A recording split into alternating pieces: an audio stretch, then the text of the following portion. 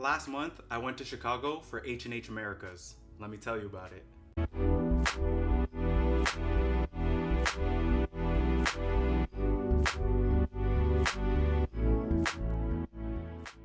If you're not familiar with H+H Americas, is one of the biggest fiber-based trade shows in North America.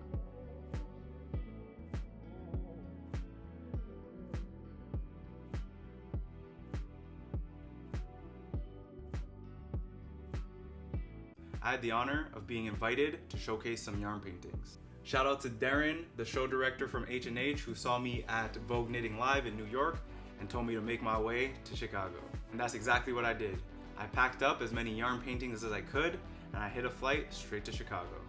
Shout out to my little sister working for Air Canada that hooked up the flight, and a big shout out to Bob and Sue who let me stay with them in Chicago, downtown, overlooking the Bean, got to walk around, take in the sights, take in the monuments, and got to really explore a new city before the event.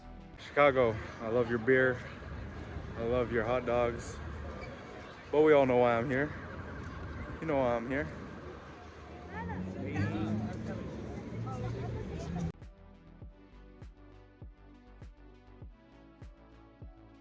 Let's get it.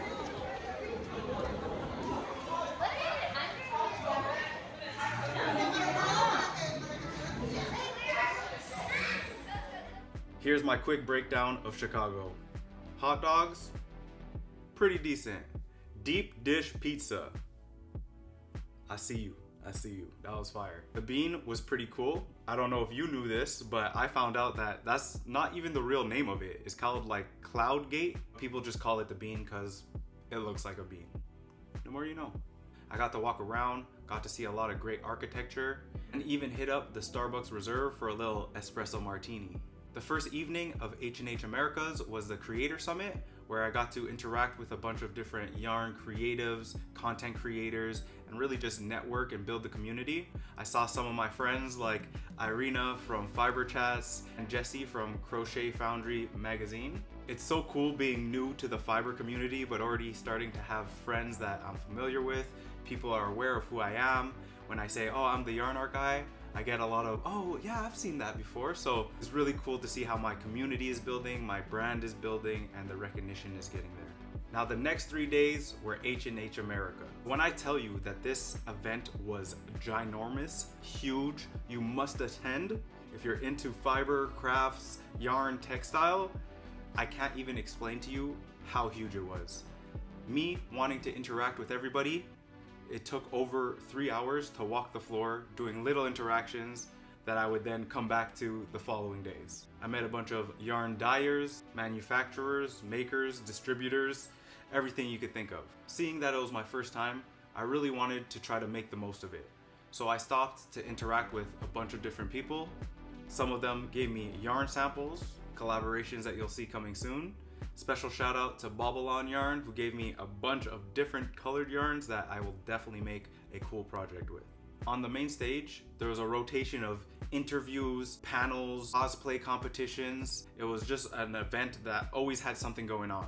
I had the opportunity to talk with a young knitter named Jonah. You might know him as Jonah's Hands on Instagram. He got famous because at 5 years old, he started knitting amazing shirts, clothes, scarves, and did the whole tour of the Drew Barrymore show and different online opportunities. Meeting with him was really cool. As a fellow black man, I stopped to tell him how what he's doing is so important.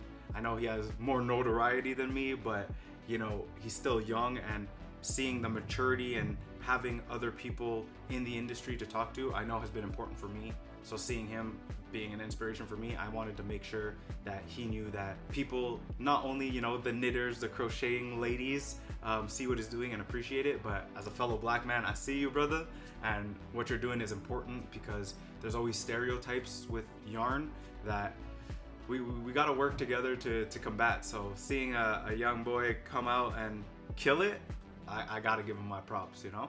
I also made a lot of fun content at the event because literally anything you can imagine was there. We are at H+H Americas, the place where creativity meets business. Let me show you what we got. Are you looking for a giant crocheted horse? We got you. You need to get a new embroidery machine. We We got you. You need a cardboard unicorn head. A giant octopus. Yarn snake. If you're trying to get lit, we got you. Need a quilt. I got a montage.